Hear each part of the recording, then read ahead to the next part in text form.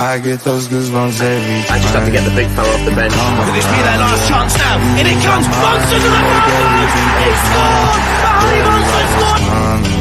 I'm way too numb, yeah. It's way too numb, yeah. I get those goosebumps every time. I need that line to throw that to the side, yeah. I get those goosebumps every time, yeah. When you're not around, when you throw that to the side, yeah. I get those goosebumps every time, yeah. 713 could've 21, yeah, I'm riding. Why they on me? Why they on me? I'm flying. I'm slipping low-key. I'm slipping low-key and hiding. My rider. I get those goosebumps every time you come around, yeah. You ease my mind, you make everything feel fine. Worry about those comments. I'm way too numb, yeah. It's way too dumb, yeah. I get those goosebumps every time. I need the hype. Yes! Get it! Get it! Get it there. What the fuck? What the fuck, man? Wow. Arsenal! Fucking hell. Arsenal, I've got a message for you. I've got a message for you, Arsenal. Here comes a new challenger! Yes, baby! Bring it on! Bring it on! How are you, Pete? How are you? Oh, absolutely buzzing. Buzzing. Slightly tipsy, I'm not going to lie. Cheers to everyone. Just topped up the old brandy glass. Unbelievable performance. Not necessarily down to because of the quality of football we played, but that grit, that determination, the intensity, everything, that battling quality, we had it, and they didn't. And I just loved what we produced today. We left it all on the pitch. Every single ounce of sweat, every breath, every bit of energy, we left everything out there today. And yeah, we were determined to get the points on the board. And not only did we get points on the board, we got all three. Boom. Love it. Oh, Jesus. How are you, fella? How are you? I'm just in shock, really. I was so nervous. My stomach was going mad. But in that game, fucking hell, yeah. I just like yesterday, I thought, no, we're not going to win this. This is going to be a bit of a downer. But fuck it, look, it's been a good run. We picked up, and then this morning I was thinking we might be able to get a draw. And then I was talking to my little boy who was 6, and he goes, we're playing Arsenal. He goes, we might win. And I said, he goes to me, oh, we beat PSG, we beat Man City, and we beat Man United. So why can't we win? So I said, yes, we can win. But it's the other team, and Martin Odegaard was missing as well. I was like, yes, now we have a chance as well, and a chance we did have. So yeah, some game. We get into it. Your little boy knows football, that's for sure. He knows. He does more than me. He knows the score. Brilliant stuff. Everybody in the chat is absolutely buzzing right now, rightly so. Well over 100, 120 plus in the chat already and rising. So if you haven't already, just click the like, come and support the channel, all the housekeeping that we normally do, like, subscribes, all the rest of it. Come and show your support for the channel. We are absolutely buzzing. Massive result for so many reasons. And look, we're going to get into it, that's for sure. Let's get into it. We're on 500 likes. Straight off the bat, we're on 500 likes. Beating Arsenal. We're 500. Big ones. Right, let's go. First, let's look at the teams. I'm getting too ahead of myself. This is the team. Back all the regulars came back. Murphy back on the bench, which is a big surprise for me. I had to check was it Alex Murphy or Jacob Murphy, but it was Jacob Murphy. Looks like it was a kind of a bit too soon after all, but he was back on the bench tonight. The A squad was back. The A/B squad with the way of all the injuries we have, really. And Sandro's in the stand as well on his coffee. But what did you make of? I think you guys called it in away days. Pete, you called the team.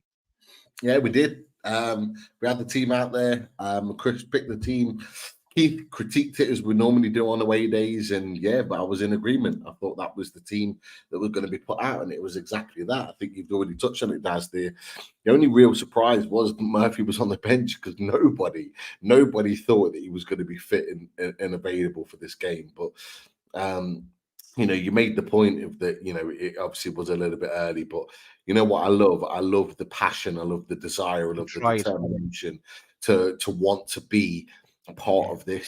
He's willing to risk playing hurt for this team, and we needed him. Yeah, he didn't play for very long, but he had a massive moment in the game that he was involved in the goal. So he did his job. He great did pass. Yeah, great pass. So just kept it in as well. But I just love the determination and the will for him to want to be involved in this, because there are so many other players that we can look back over the years, that would have copped out and gone, you know what, I'm injured. I'm not going to give everything to the core. So a mini shout out to Jacob Murphy. A little bit too early, but it's looking like he's probably going to have surgery now. I think Eddie Howe's already confirmed, so we're probably not going to see him until end of Jan, February time, which is a shame. But yeah, his involvement tonight is enough to get us 3 points, and he's done his bit. So fair play to him. Fair play to him is right. Actually, Dr. Doom and your 2-0 to Arsenal. That backfired, but shout out to Keith, and I know the amount of abuse he gets for his predictions. Fair play, Keith. We do love him. We do love Keith. This is the Arsenal squad as well. As I said, no Martin Odegaard, and he's always a danger. He's a player I really like, Martin Odegaard, but he wasn't available, and that man Havertz, hate him. I hate him. I was hoping Dan Burn would hit him a slap from back in those Chelsea days, but there's a few instances to talk about him. Let's get into the actual game itself. Right, first off, first 20 minutes, pretty even for our first 20 minutes, both trying to unblock each other really. Some Arsenal corners to test as they had a good spell there for a while, and that's kind of the first 20 minutes to 30 minutes. Then on 28 minutes, Wilson had a chance. It went over, but the flag went up. Then came that man, Kai Havertz, and his challenge on Longstaff on 36 minutes. He kind of cleaned them out. He got a yellow. Did you think he should have got more there, Pete? Who's that? Havertz? Kai Havertz, yeah. It's a red card. Mate, it's a red card.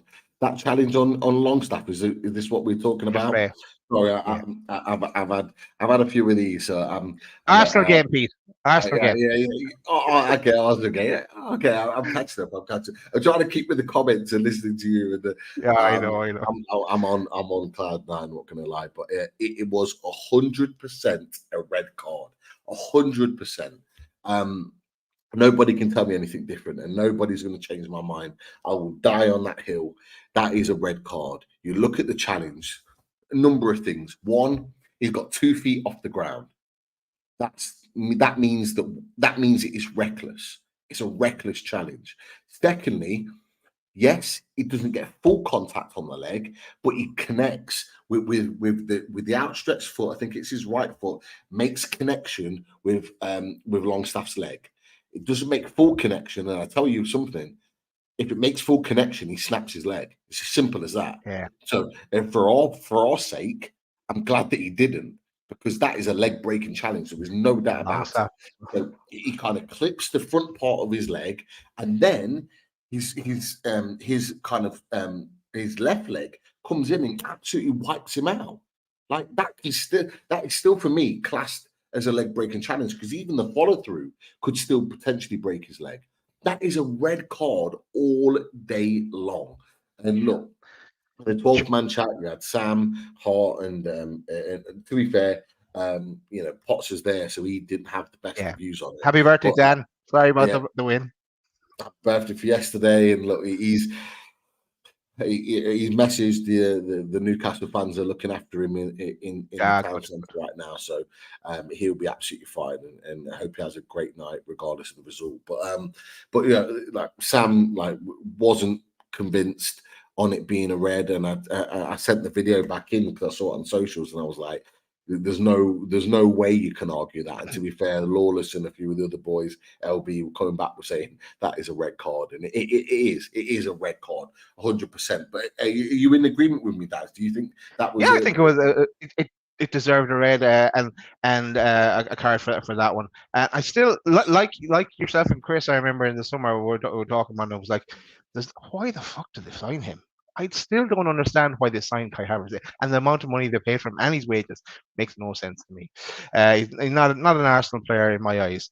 But let's move on, because what wasn't deserved was the 3 yellow cards for Newcastle. Gordon, Longstaff, and Char all got a yellow card for pleading with the ref. Well, they didn't deserve 3 red cards. Surely one was enough in that situation if you have to give out any. And matching, we got 3 yellow cards. They got 1 for that tackle. That does not add up. You know? It was job done. It was job done. That tackle was to, I don't know if you remember. You will, Daz, but like people in the chat, I don't know if you remember as well. The game last season at St. James's where we lost 2-0. For the first 15 minutes, we hammered them, and we were the ones on top. We were possession, everything, creating opportunities, and then we won the penalty. We won the penalty, and that was the moment in the game. Yes. And it almost played with our minds, the fact that it got overturned. Yeah. And they wanted to create a moment today. I was convinced of it. They needed the way we played and the way we came out wasn't like what we did against Arsenal back in May. We came out a little bit more reserved, and this is what I wanted to see from Eddie Howe: a more reserved kind of approach to this game. Not all gung ho, not all emotion. We didn't. We kind of played quite reserved, and I don't think Arsenal expected this. And they almost needed something to get the crowd to affect the players to take us off our game, because I don't think they weren't expecting it, and they weren't getting the joy that they intended from Newcastle today. And that challenge, I think, sparked it. And I when it went back and it looked that we got the 3 bookings, in my mind I was thinking, job done. Like they have created a moment where we kind of lost our heads, and 3 players got booked off the back of it, which put them in contention for a red card, like another yellow red card. And I was worried about that. It didn't turn out to be the case, and I thought we were very, very professional in the way we managed ourselves after that point. But I don't know if you agree with that. It was kind of job done from that. It was like a kind of a tactic there. How can we break them up a bit here and get into their heads like they did, like the way it worked out last year, as you said, with the penalty that was ruled out as being a penalty then. But I think it wasn't until half time though our heads started to calm, because after that the ball in to Gordon, control let him down, so he didn't get his shot off or didn't connect. 43 minutes, Lascelles, who stayed strong on Nketiah as well. But there's in between there as well, there was the Bruno arm on Jorginho. To me, that should have been a yellow card. And Bruno, as we discussed, Bruno was looking for that yellow card to take him out of the Bournemouth game. But for me, do that at the end of the game, towards the end of the game, get your yellow card for talking to the ref or diving or something that just to get your yellow card then, but not at the 40th minute mark. I don't want to say, because it's too long of too dangerous that he pick up a yellow then. But then the last bit of action before the end of that first half was Pope's save from Martinelli, but the shot was straight at him. But actually, I should have wrote it down here as well. There was the incident where Byrne, and I have the picture of that I think here, where Byrne went up for a ball and landed awkwardly on his back, as well, which get into the second half. We'll tell you what happened now with that one after that. But to close out the first half, Pete, anything else you want to say about the first half?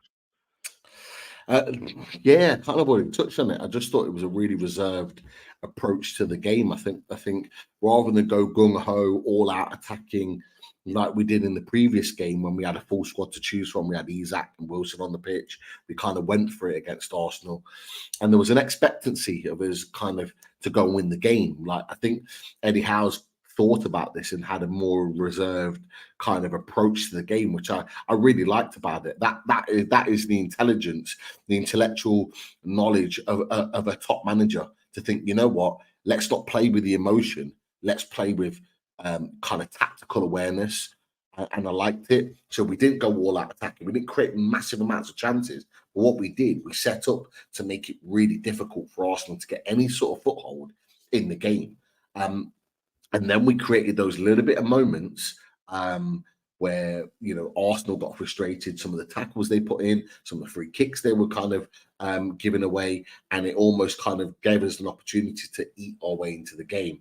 I'll talk about it at a full-time whistle about what I think overall, but that's kind of what I was thinking sort of half-time. What about yourself, fella? Yeah, no, the same here. I'm just glad that we got to halftime. Then I think we're starting to, with those that Havertz tackle and Bruno was starting to lose it a bit as well. Just think getting halftime with we had 11 going in at halftime. Was good that we were able to get the first. But going straight into the second half, then we saw we were kind of questioning ourselves who would come on for Byrne if Byrne was able to continue. Would he bring Hall on? It's a big game. Who had a great game the other night as well against Man United, but or would he switch Trips out to the left? And that's what he did. He brought in Tino on, and the question is, can he produce the same form that he did in the cup? So that Burn off, Trips moves to left, Tino on the right. Then some early chances then.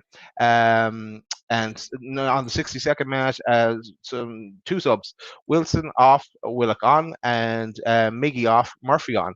And Gordon moved up front. And 1 minute later, as you said, Pete, an excellent ball from Jacob Murphy, precision pass across the goal, and didn't go out over the line, as you can prove in a second. But picked up nicely by Joe Willock. And it put a ball. The Arsenal defense were distracted because they were all claiming it was gone out. But then they had to again get in their heads this time, and they had to readjust and ball in from Willock, knocked down from Joe Linton, and no push either, by the way. And Gordon put it in the back of the net. Then I went to VAR. Gordon put it in the back of the net, and where's the goal? Here it is. And then he cued the celebration. Oh, another knee slide. I love the old knee slides. Go on, Gordon. They were trying to outdo each other, the dads. They were trying to out knee slide each other. It doesn't matter who's fastest. Who can do the longest knee slide now is the new thing. That's the new thing. And then cue 4 minutes and 6 seconds of VAR checks. First of all, was the ball in? Was it a foul? Did he commit a foul? And then was he offside? And check, tick, tick, tick. All clear. Goal stands. 1-0 Newcastle. And Pete, let's talk. Let you talk about that goal and any topic you want to go to on that one. Just before we go to that, Nobby Clark's. How do you like the smash button? I think we need to name it the smash button now, just because of you, Nobby Clark. Absolutely brilliant. Just let's like the smash button. Come on, if you haven't already, like the smash button, click the likes, and subscribe to the channel. You know it makes sense. Oh, mate, honestly, when that ball hit the net, I was just like off the sofa, just like absolutely go mental. My boy's in bed. I apologize to him. He didn't wake up, thankfully.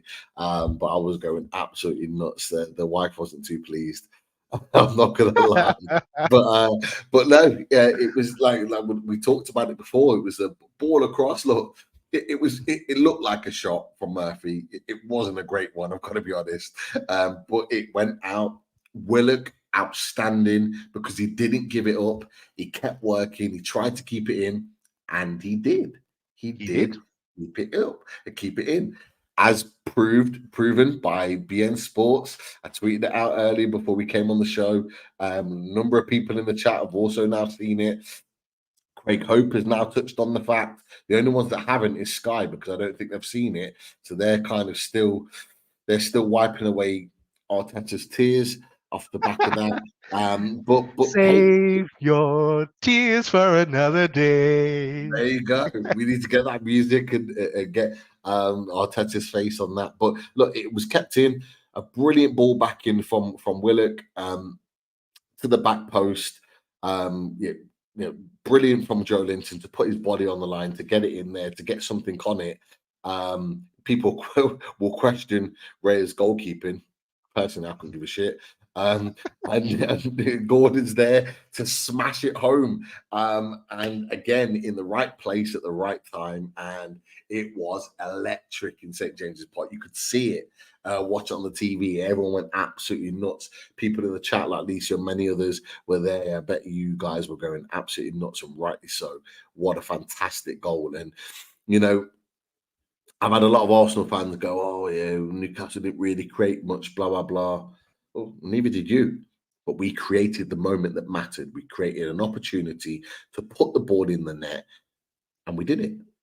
And we did it fantastically well. And fair play to the boys for not giving up and keeping on working, the determination to get the ball into the box and make something happen. Buzzing. Nice one. And Nobby, you were going to run with that. What about you, Daz? Come on. Like that smash button. Talk us through your emotions as that ball hit the net, mate. Come on, talk to us. First of all, I got this is going to be ruled out for this. No, this is going to be ruled out for that. This is going to be ruled out. I was like, they're just trying to find a way here that this is going to be ruled out. And then I'm thinking, the longer it went on, they're running out of ideas here. They've already tried 3 options, and they still can't make a decision. So maybe it's going to stand here. And then I started to believe and delighted this. Then I was like, we're beating Arsenal here. Of course, we are home, but we're beating Arsenal. I was like, things are looking up here now. And then I'm putting together. My thoughts are gone. We're after beating Man United. We're looking. We could beat Arsenal. Bring on Dortmund, and then Bournemouth as well, and bring us into international break. But then I started getting carried away with myself. But so back down to earth. But yeah. Then, so we're winning up at this stage, and then 78 minutes, Murphy is on a run, and his shoulder goes, and it needs to be popped back in. Murphy off, Richie on. Sad for Jacob Murphy, and as we touched on earlier, he was giving it absolutely everything, yeah.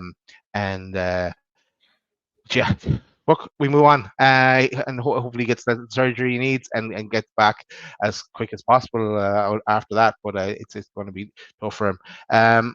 Tino had a solid. It's not a debut, but a solid run out for us as well. A right back picking up the form from the cup. He played really, really well. As we thought, Bruno eventually got that yellow card. Towards the end, he picks up that. He had another. Was it another smack on Jorginho? He had. I can't remember, but he got his yellow card. He misses the game against Bournemouth. Not a bad game to miss if you think about it. Went into the Chelsea game and Man United game and League Cup and blah blah blah. It was 2. We need them for those games. 8 minutes injury time, full time, 1-0 Newcastle. Absolutely delighted. Beating Arsenal at home. We beat Arsenal and great. Of course, Arteta wasn't the best pleased. I hear. I haven't seen that interview yet, but give us your thoughts, Pete, on the full time whistle. Absolute elation, mate. When that final whistle went, absolute elation. I was literally counting down the minutes. I think in the loading chat and definitely in the Jordan's Down South chat, I was putting in the minutes of like extra time. I was going like, 7 minutes left and praying hands. 5 minutes left, praying hands. Like 3 minutes left, 4 minutes left. Like literally just counting down the time. And I didn't really need to because it wasn't really, they didn't really pepper us. They didn't really like kind of hammer us in terms of chances. Pope wasn't kind of called to make world-class saves to keep us in the game. Like it wasn't that type of game. So I'll be honest with you, the only thing I was worried about is like, like a little shitty deflection or a ball that kind of rebounds and falls to an Arsenal player where they stick it in the net. That was the only way that we're going to get back in the game, not through absolute brilliance that we know Arsenal for. Because look, Arsenal are a good side. They are a good side. They didn't show it tonight, but they're a good side. There's a reason why they finished second last season. There's a reason why they'll be up there challenging this season. But we didn't allow them to have those moments in the game where you thought, right, we're being peppered here. Like we need to do something. I think I mentioned to one of the Joys Down South lads, I was like, I'm quite happy at 85 minutes to bring on another defender and kind of see it out. And the reason being is because we had Liverpool at home, we had West Ham away, we had Wolves, where we've been up in games and we haven't quite seen it through. And I was thinking, are we going to do something different to get us over the line? Are we going to be ultra defensive and like kind of bring on another centre back, bring on a Dummett Craft, or a Craft or somebody to kind of show result? Ultimately, we didn't need it, but I was just so determined to not let us slip in this game because Arsenal hadn't really created anything. And didn't really deserve to score, but sometimes even when you're not playing well, and Arsenal have proven it against Chelsea and against other teams, that when they've not played well, they've still nicked a result. So that was the thing in the back of my mind. I was still worried about that. But I tell you what, wow, our boys were outstanding, and they didn't let that get to them. They didn't get hyped up about, you know, the battling qualities of Arsenal, and we shown our own battling qualities, and it was a superb result. So I go back to the point that I said to you originally, Daz, full of elation when that final whistle was sounded, and you could tell on the sidelines, Eddie Howe and the boys, they were absolutely buzzing at that. But what were your thoughts? What was running through your mind, mate, when that final whistle went? I thought I better get upstairs quick and get these pictures going, and then get my broadband was dying on me, as it looks like it is now as well. But absolutely delighted, Pete, that we got that win. And it moves us, like it keeps us in, or pushes us to 6th on the table now. So yeah, absolutely delighted that. Smash that like button as well, or like that smash button, as Nobby said earlier, people. But yeah. 250 in the chat, Daz. 250 live tonight in the chat. Pick those likes. Daz, you already set the target. Just remind people that have just come into the chat tonight. 500. Remind the target, 500 likes. Come and help us on the way to that. Come and get us there right now. That's for sure. Sorry, Daz. Carry on, fella. No, it's okay. I've kind of lost what I was talking about. But no, just absolutely delighted. I don't know where I was going next. Let's go to the super chats, because I know there's some super chats in, Pete, and as I gather my thoughts. Yes, actually, no, I remember where I was. Let's do the super chats, and then I'll go back. No, over the super chats. Super chats. Okay. You know where you are. Firstly, Daniel Much, super supporter of the channel. Thank you very much for your 1999 cheers, Daniel. Donation to the channel. Get in there. Arsenal crying, Arteta crying. Here's a little portion of my bet winnings from tonight. Pete, I commented on your tweet.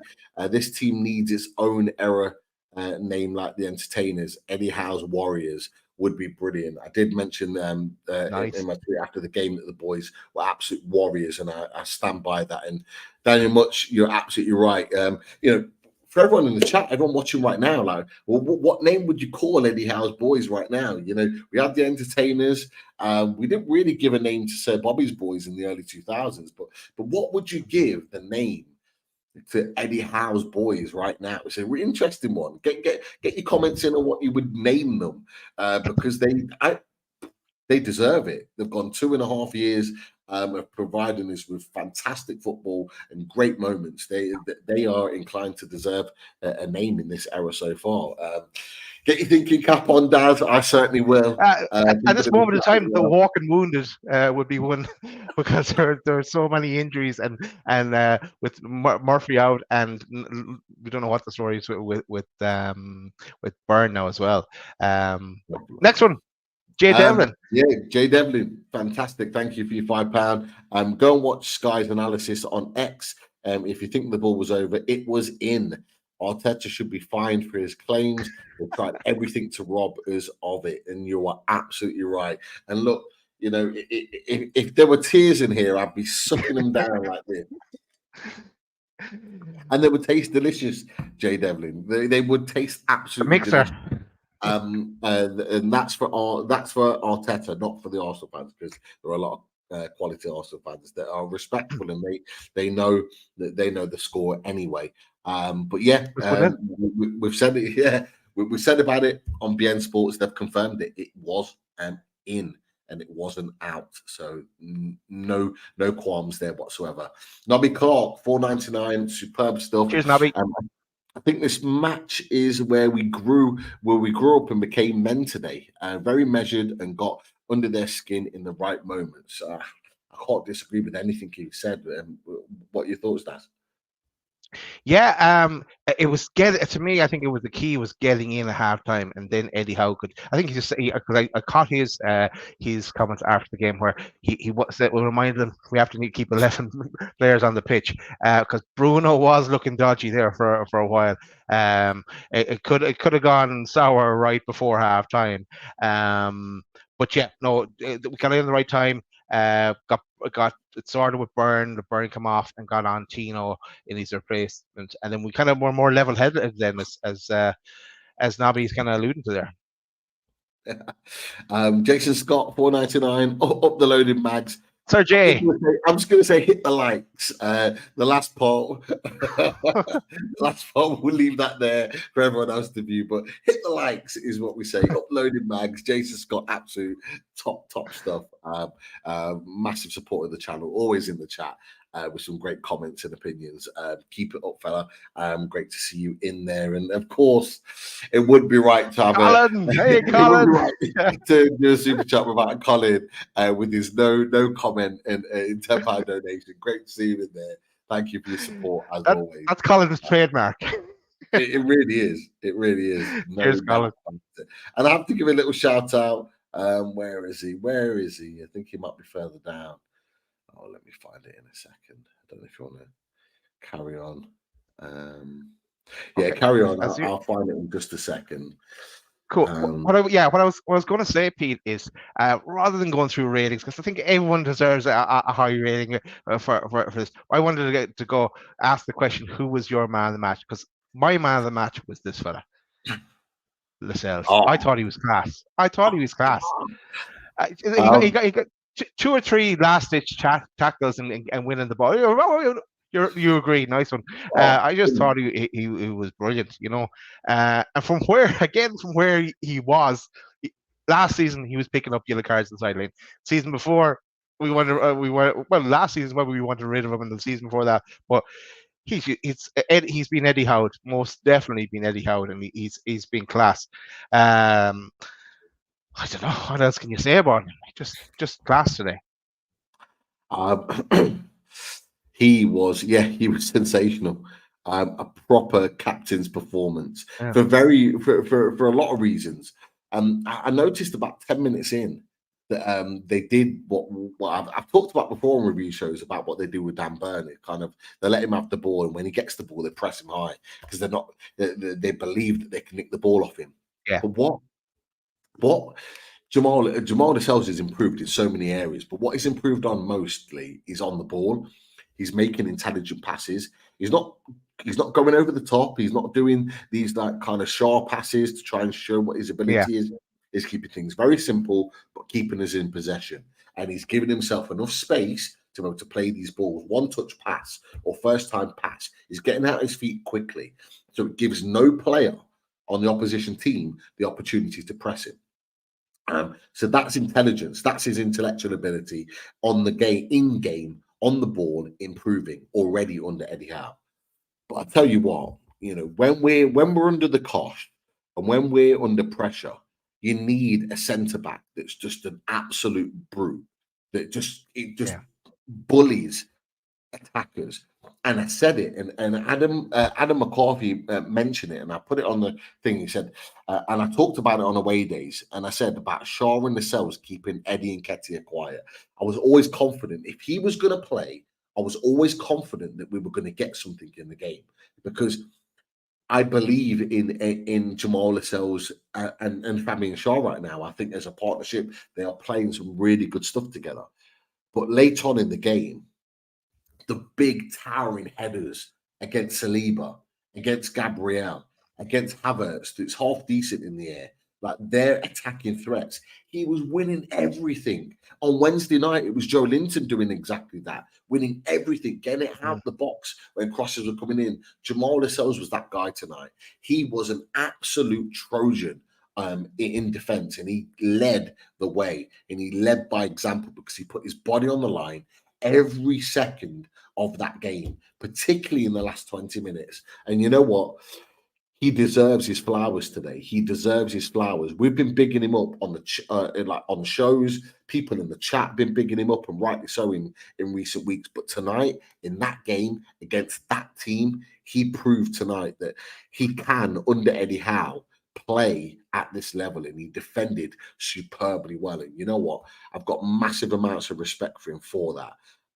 You know, his contract runs out in the summer. There'll be talk on that. We'll talk on it on this channel as the season rolls on. But he is proving to be a vital player and a vital leader in this team.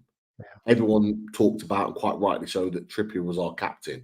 But today, our club captain stepped up and showed that against a quality side, he can lead this team to a victory. And he led us to victory today. So I am with you 110%, Daz. He deserves man of the match today. I thought he was superb. Just looking at another few comments in the chat there as well.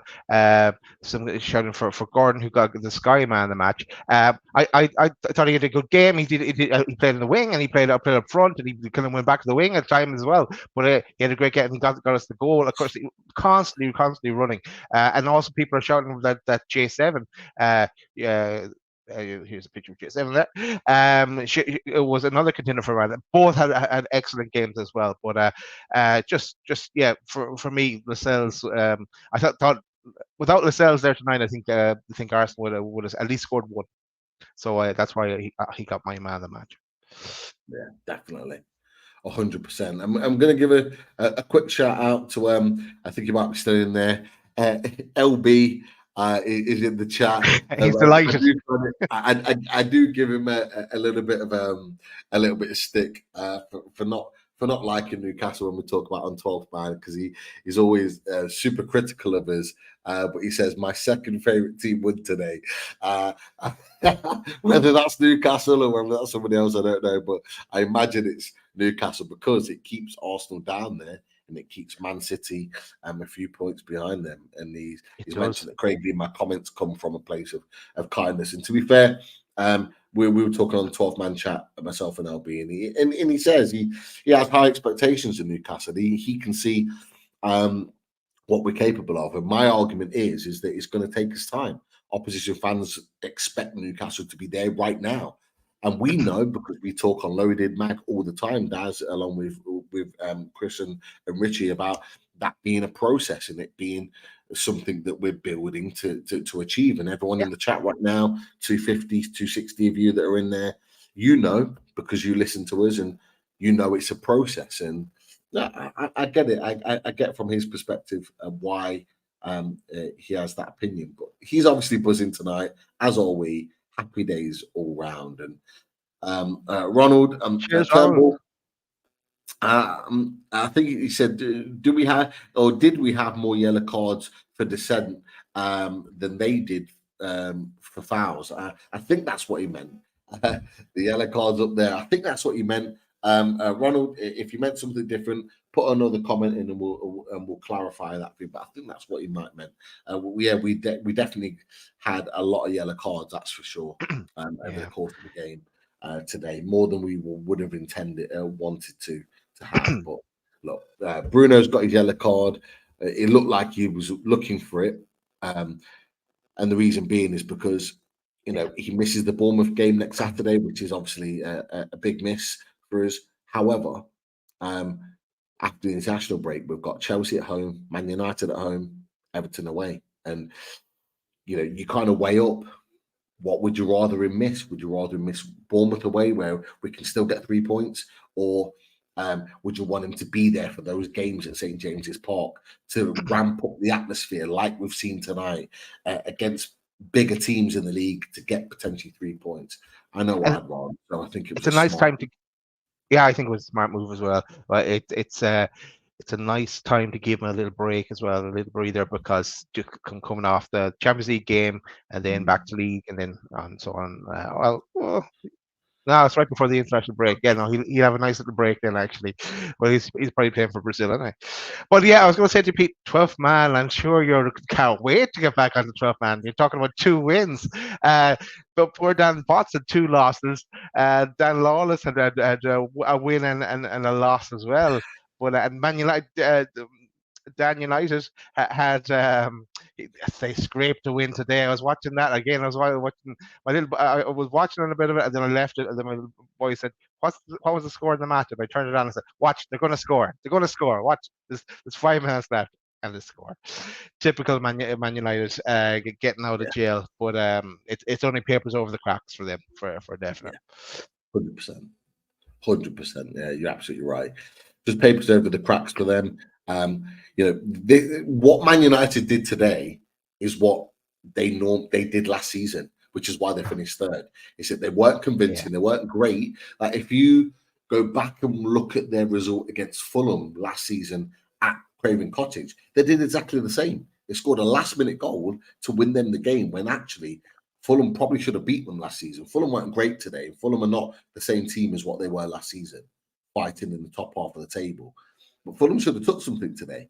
Man United got a last-minute goal that won them the game. And this is the thing with Man United. Against those types of teams, in all due respect to Fulham, they can nick a result. But when they come against the best teams, when they come against quality teams, and I fully expect us to be on them, like massively when they come to St. James's Park in December. That when they come against the best teams, that's where they struggle.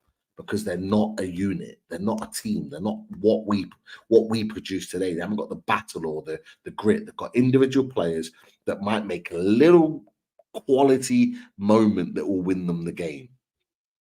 But we are a team. We're a battling team. We're a good team with quality football and quality ability. And you think after the international break, we've got, hopefully, fingers crossed, Isak, Botman coming back into the team. You were bringing quality players back into the team at that point, which could hopefully elevate the team and be able to play even better football than we are at the moment. So, yeah, I'm not worried about Man U. Yes, they won today. They went ahead of us for a period of time, but over the course of the season, I fully expect, and Daz, you've said it for so long, you want Newcastle United to finally in the Premier League finish above Man United, and I genuinely believe that this is the season to do it. This is the season where we finish above Man United, and not just finish above them in any old position, finish above them and get Champions League football. Because if it's top 5, we are 100% in that race. There's no doubt about it.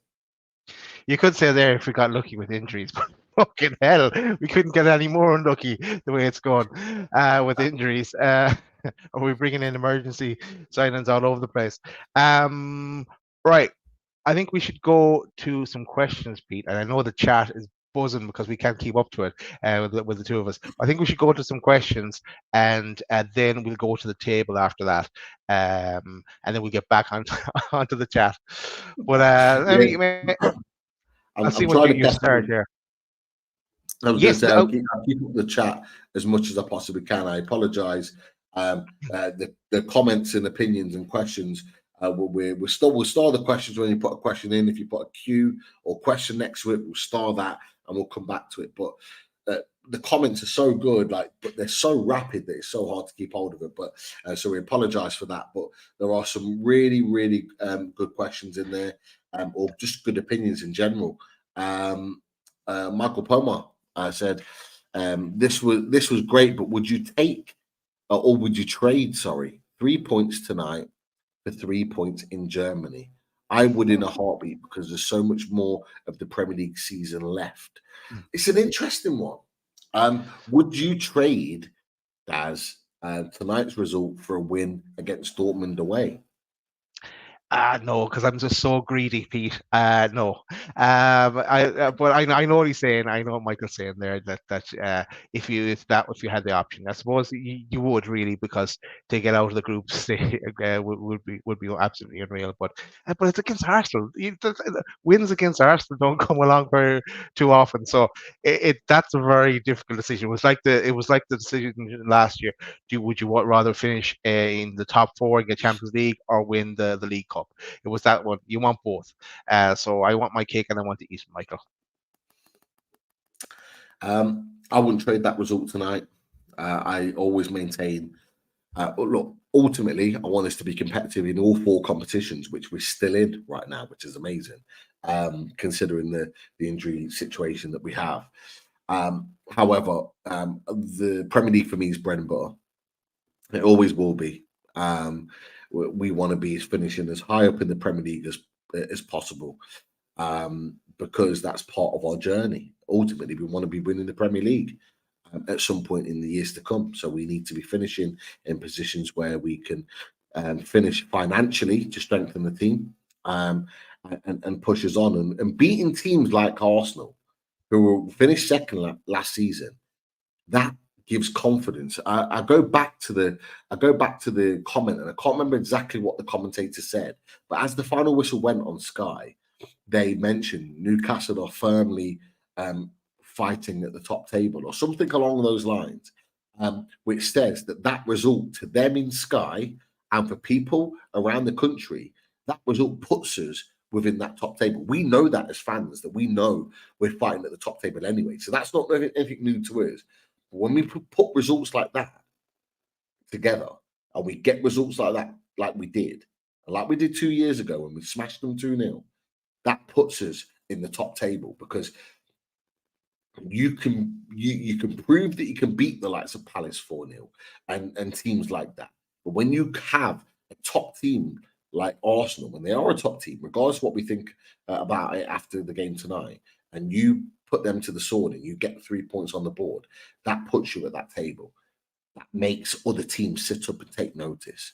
And for me, that's at times more important, because there's a fear factor there. And when you build a fear factor like Man City have right now, there's a fear factor there. It sometimes can help you in the long run to create something massive. But that's just my opinion. I don't know if you think anything different, Daz.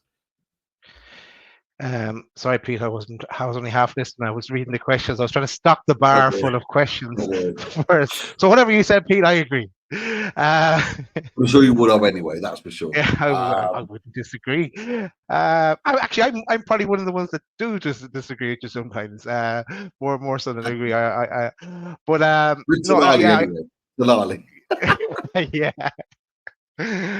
Right, I think we have a few more. There's one question here I wanted to go to, and I had it in my head as well, and I saw someone else bring it up, but I think Michael could have gotten there first. Trips on the left for Dortmund. Got to say, I'm not a fan of it. Takes a lot from his game. I'm of the opinion looking awkward there tonight, but I'm happy with Tino on the right and Trips on the left, and I think yes, Mike Gent came in with the same kind of comment. Especially lads on Wednesday, Trippier left back, Tino on the right. What's your thought there, Pete? I would say yes, 100%. There's going to be a conversation, Daz. We are going to need a conversation at some point on Loaded Mag, NUFC, and there's going to be a conversation within the Newcastle fans on social media. You cannot leave Livramento out when he's playing as good as that. You can't. There's going to be a point where we're going to have a genuine conversation. Is, do you leave Trippier out to play Livramento, or do you sacrifice a little bit of his game? Because you're right, there is a little bit of his game that you do lose, that natural width, that natural ability to whip a ball in with the right foot, first time passes, the lot. But when you've got a player like that, 21 years old in Livramento, that, like, to be fair, Kieran Trippier pocketed Martinelli, and Tino comes on and goes, "Hold my beer." Does it even better than Trippier did?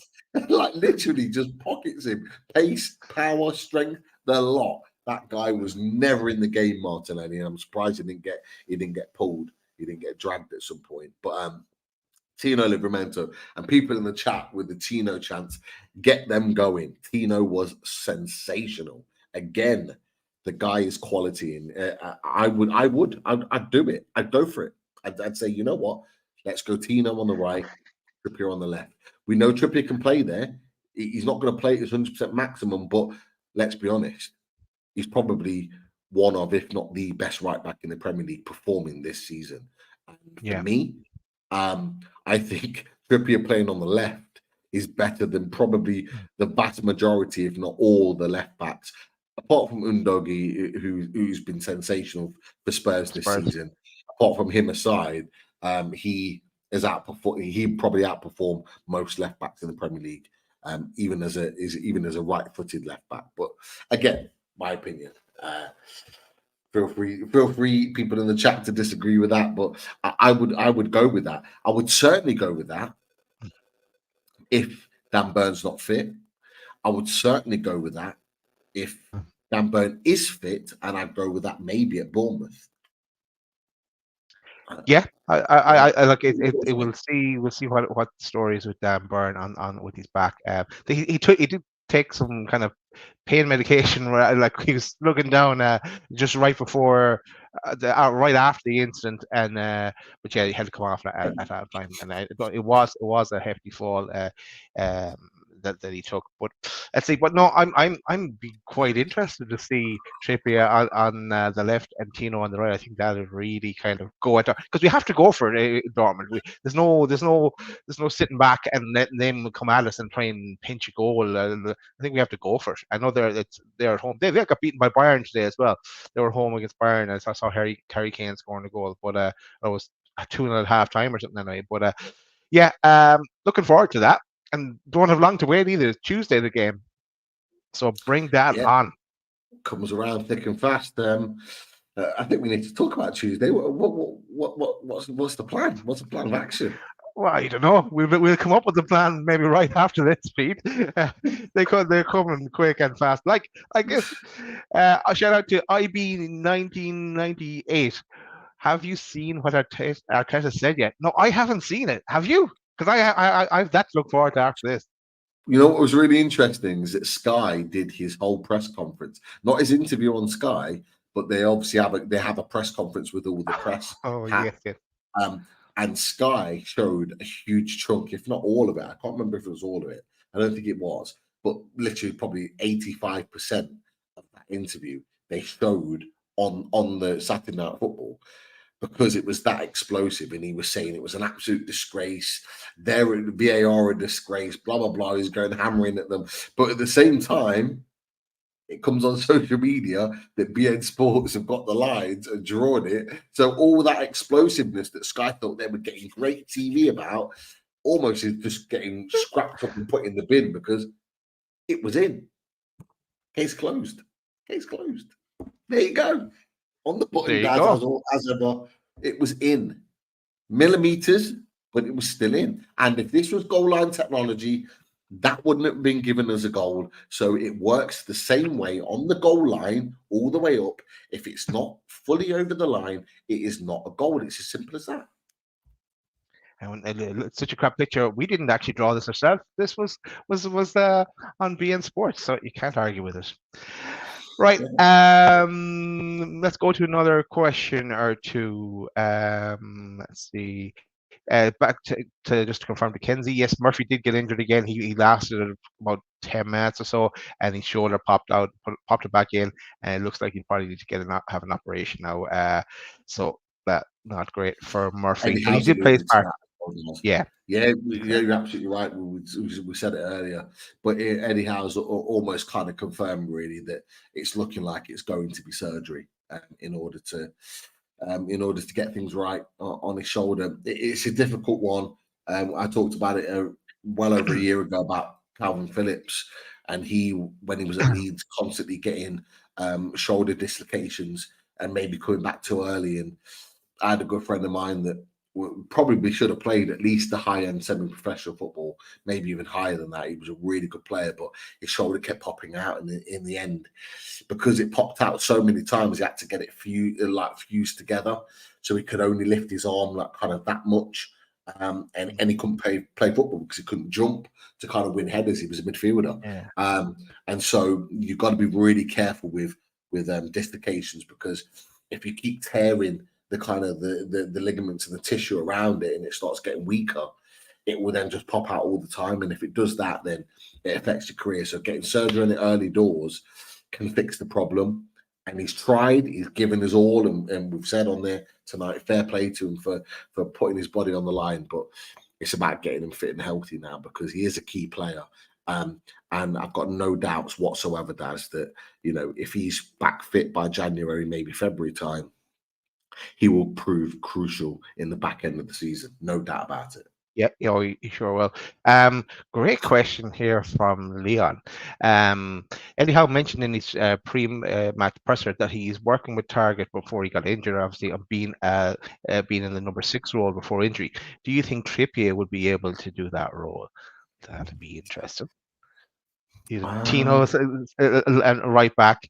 Trippier try in that number 6 role for a while. No, to be fair, our midfield position is not too bad. We don't need Trippier to play in a number 6 role. Trippier likes to play in positions where he gets a lot of time on the ball to be able to dictate the play, and in either the left-hand side of fullback or the right-hand side of fullback, is able to get wide right to the touchline to be able to get time on the ball to dictate the play from the width. Like in the middle as a number 6, he might get time looking forward, but he wants to be out wide because his delivery is fantastic. His ability to drive forward is fantastic. To link the play is fantastic. We don't need him there. We don't, in my opinion, I don't think we don't need him as a 6. Okay. Yeah, it's probably better to go for a specialized number 6 if we're going that one. And this one came in from someone we might know. Mr. Chris Hall says, Anthony Gordon running down the wing. Gordon makes the Jordan sing. Gordon, we're all going. That's to Dortmund.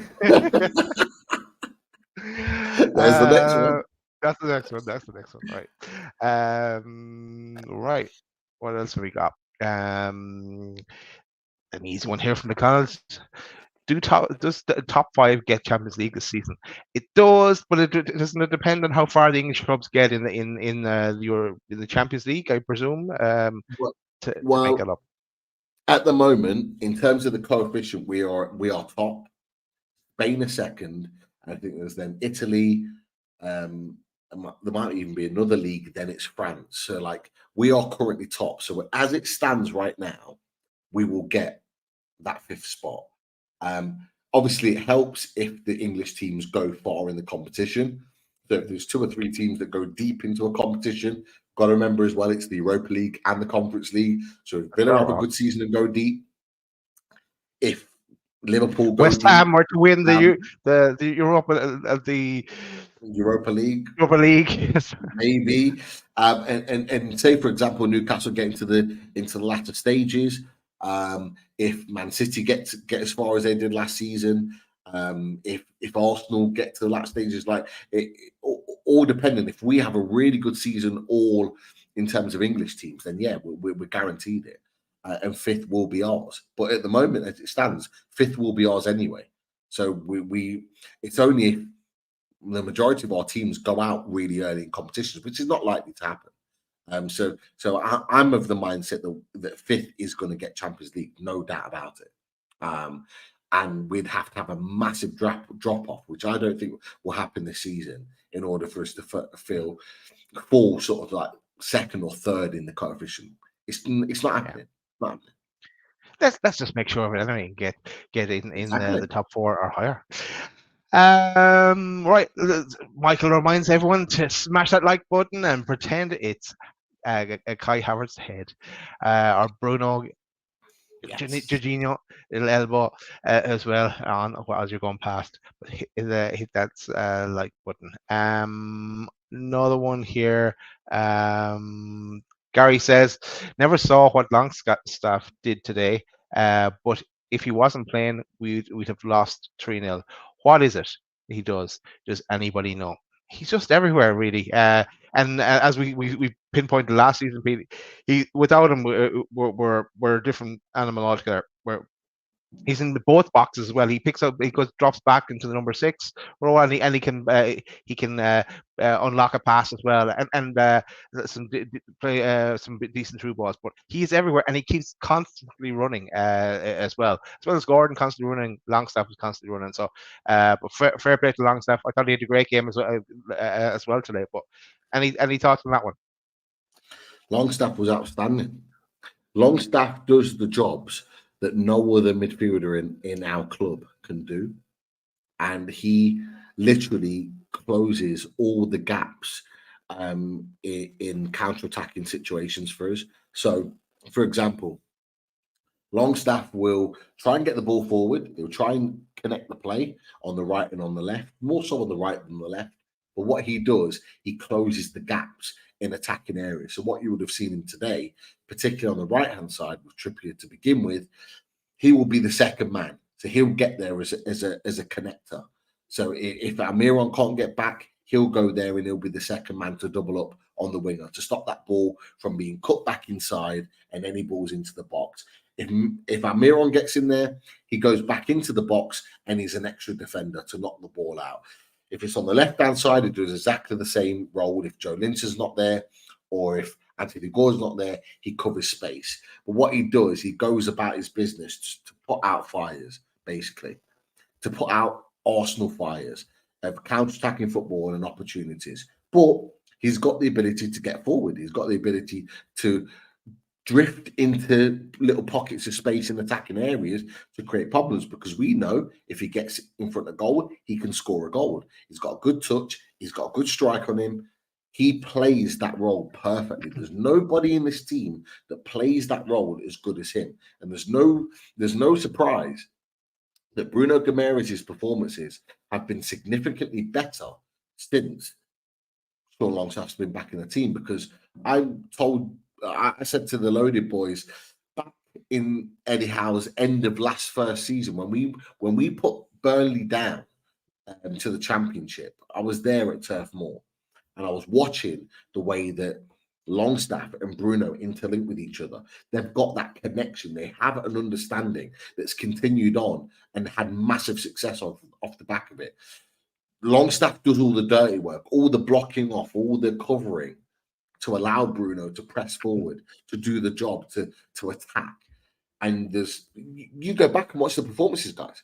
You watch Bruno Guimaraes' performances without Sean Longstaff, and the spaces that were open and the exposure that was there in the midfield in comparison to now. It's so different, so different. Bruno knows he can go off and press high and do his job and commit forward, knowing that Sean Longstaff is there to cover and do the dirty work. Joe Linton's the same. It is colossal. And what I really do hope from a person that supports England and is an England fan, Gareth Southgate was there tonight watching the game. I hope he was there watching Sean Longstaff and thinking, Sean Longstaff, his job, he would fit perfectly with Declan Rice in that England midfield, because I genuinely think he would. He's not the star name, but I genuinely think as a player, those two could actually play really well together. And I hope he was looking at Anthony Gordon and going, you know what? Left-hand side, as a makeshift striker later on in the game, he can do a job. And he's come through the ranks as well. So there's a couple of players there that I think Gareth Southgate's going away and seriously considering now for the November internationals. And look, I would like Newcastle players to stay at home, to stay fresh and to stay fit. But when they deserve their flowers, they need to get their flowers. And I think both of them deserve England call-ups. Longstaff in particular does. We talked about it for over a year now. We sure did. Yeah, and I think, I do hope that Longstaff does get well. I do and I don't. I do for him that he gets a call up, but for us, I don't really care. Because I'm just happy that he's all good for Newcastle. People are saying that you're drunk, Pete. That you've had a few brandies, and I can vouch for Pete that's actually lemonade that Pete is drinking. No, it's Coke. It's Coke. Coke. Oh, sorry, Coke. Coke mixed with lemonade. Right. what do I want to go to next? I wanted to go to. Let's go to the table, and we might come back and get a few more questions again towards the end. Go But for it. let me get that I'll have a table look at ready. the chat as we're going along. Let's try this. What's it look like? Right. I hope you can see that, Pete. Yeah. So we are sitting in sixth spot on 20 points. 20 points after 11 games. I can't remember what we were on this time last year, but that is not so bad. 20 points, and just outside that top 5 that we spoke about as well. Villa, who play tomorrow, or they play still to play, and Liverpool still to play, Spurs still to play this weekend. But yeah, it's nice to take some points from Arsenal, bring them closer to us, and yeah, and with Bournemouth next in the league, you would hope.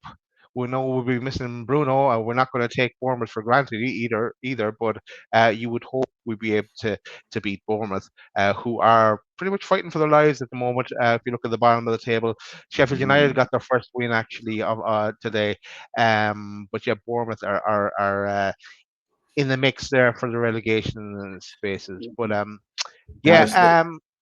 I was going to say Bournemouth got smashed 6-1 by Man City today. That's right. Yes, and on top of that, they Alex Scott, who was a player that we looked at, centre midfielder, fantastic young talent, went off, I think, with a serious injury. I don't know how serious it is, but again, that their disappointment is kind of our benefit. Is it they're losing an important player for them? We are losing Bruno Guimaraes, but I agree. I think that 17th in the league. Is that what 3 losses on the bounce, or is it? Yeah. Or is it the other way around? I'm not sure if it's. No, I think it's the other way around. I think they must have got I think they won last week. Yeah. So 4 out of their last 5 they've lost basically. Yeah. You know, we should be confident in going there and picking up points. But it goes back to the point, Daz, is that Palace at home, Bournemouth at home and away, we didn't get points on the board. We didn't get the 3 points. We drew against Bournemouth home and away last season, and these are the games where that kind of gives us an idea of where the improvements are. You asked the question just a second ago before you brought up the table, you know, and you're not sure where we were in terms of in accordance to last season. Yeah. I think going into this game last season, we were on 17 points at the same point last season. So now we've won, and we're probably, I can't remember it in comparison to who we played this time last year, but you could argue that we're probably where we exactly were at last season. But beating Bournemouth would be a huge step forward. I have to say, we needed to win this game today. Like, it's not an easy game against Arsenal, but they all talked about on Sky that potentially if Arsenal won, we'd be 10 points away from them. Now, you know, we're looking at being 4 points away, and you know, we're still in touching distance with the likes of Aston Villa, with the likes of Liverpool. Yes, they've got games to play, but Arsenal as well, 6 points away from Tottenham. That can be turned around. So yeah, we keep in touch with that top 6. It keeps us in that conversation for the top 5 finish, which is what the aim should be. Yeah, and I'm just looking at the fixtures here as well. So Villa play Forest tomorrow, 2:00, and Luton play Liverpool. So interesting. Maybe Forest can get something against Villa. Forest are at home. Go on Luton tomorrow as well. Then Spurs play Chelsea on Monday night at 8:00. So won Chelsea in that one. Spurs on fire at the moment, but that bubble will burst eventually, I think. But yeah, that's where we are. I'll stop sharing the table for now, and we'll see if there are any more questions before we round out the night. This one from the Clonets as well. Win this for this season now. He's after the same question we had last season. Win the Carabao Cup, or finish 4th and ahead of Man United. For me, I want the cup now, because we can still, if we finish 5th, we can still qualify for the Champions League. There we go. That's my exactly answer. what I was going to say, mate. Yeah, we're on the same page there. Win the cup, finish 5th, still Champions League. Everybody's happy. Celebration time. Big signings coming in the summer. That's what I said. Big signings maybe coming in January as well. You see that interview with Dan Ashford. I know there was Jordan and Dom and Craig Hope and Keith Downey. Everyone was on it, so yeah, they're not saying there's nothing happening in January anyway. So busy January window. Apparently, there's still money to be spent, which doesn't surprise me, because let's be honest, there's money coming in. We spent 45 million on Anthony Gordon last January, so there's still money to be played around with. And to be fair, we talked about it during the Fully Loaded Transfer Show. We said that we probably could have spent this summer, but we've saved a little bit for January just in case. I'm glad we did, potentially, because there is talk that there is money to be spent in January. And yeah, the transfer show is going to be very, very interesting. And anyone loaded Mag NUFC, keep an eye out for shows in the next few weeks, because we are starting to build, that's for sure. Yes, and we're starting to make sure that our contacts are in place to line them up, and it's just a matter of when to bring them on. So yeah, stay tuned. We gave you this one last week with Graham Bailey. Great to get Graham on with us, and and then we became very topical then after the conversations with Dan Ashford. But yes, this one I wanted to go to next. We touched about we're touching about Longstaff in front of guards. So Michael Palmer says four Premier League goals now for Gordon in front of Southgate. Don't know what more the lad needs to do to get a call up. He definitely should be getting a call up. There's no doubt about that. He's playing out of his skin at the moment. I agree, mate, 100%. It's time. It's time to look at the future. There's a lot of players that after this Euros this summer that probably won't be called again for England, and they need to look ahead, whether it's with Southgate or without him. And Anthony Gordon needs to be in that conversation. That's for sure. Another one actually from Michael here, and it says, question: do you think do we need to get Minta or Garang Qual back in January? We are so limited in that position, and both could do a job. I would think. I would say that they won't come back. I'd say they'll because Eddie Howe will want to work with them. If he did bring them back, he'd still want to work with them, and it would only be coming towards the end of the season that he'd throw them in there. I think he needs a preseason with them just to get around with every player that comes in. Even though it doesn't matter how much we pay for them, he always likes a bit of time to work with them. So I can't see them come back. I definitely Garang Qual. I haven't heard so much about him. I know he scored one goal and he had so I don't know how that's going for him. But Minta, seemed to be doing really well in fine art. So but I wonder if there's even the option to do that, a recall on them. I think bring them back and they might get one or two run out for us. If the injury situation got even worse again, then and there was an option, then yes. But I think it's better they get game time where they are. What's your thoughts there, Pete? I agree. Yeah, I think keep them where they are. And Minta seems to be ahead of Garang Qual, so Qual needs to stay. I question the loans for Garang Qual. For me, I want him to be at a team where he's guaranteed to play every week, because that's where we're going to see the improvement from him when he's playing regular football. Minta kind of comes off the bench and has a massive impact, and then kind of earns his way into the team. I think he's had an injury recently, so he's not been in the team. But Minta, I'm not worried about. I think Minta will be a Newcastle player at some point in the next year or two. I think he might well go out on loan again, because we'll be looking at players to kick us on, and he'll maybe then be integrated into the team at a later date. But yeah, I wouldn't bring any of them back. For me, I'd want us to go and sign somebody, whether it's on loan, whether it's a permanent, to influence the team here and now. How about Riyad Mahrez from Saudi? Well, why not? Why not get Mahrez in I'm joking. I'm joking. Stroke, not joking. But yeah, I'm just right out there. You know, we're being playful right now. Yeah. I was looking for a picture earlier that hadn't come through. But it's I have it now. Here it is.